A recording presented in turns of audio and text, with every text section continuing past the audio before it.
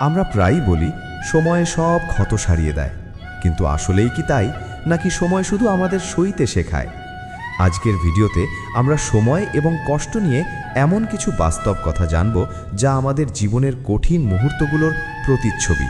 সময় মানুষকে কাঁদায় না, মানুষ নিজেই সময়কে দোষ দেয়। কষ্টের সময়টুকুই আমাদের প্রকৃত সঙ্গীকে তা চিনিয়ে দেয়।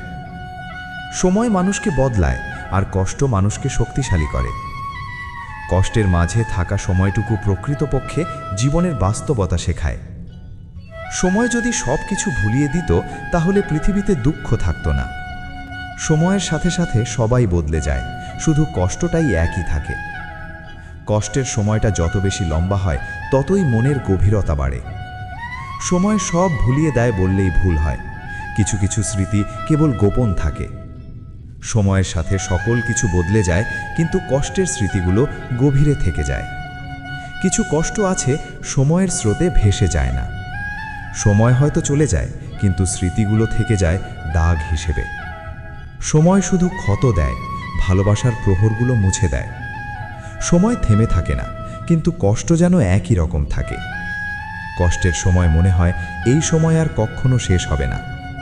সময় চলে যায়, কিন্তু কষ্টের গভীরতা কখনো কমে না।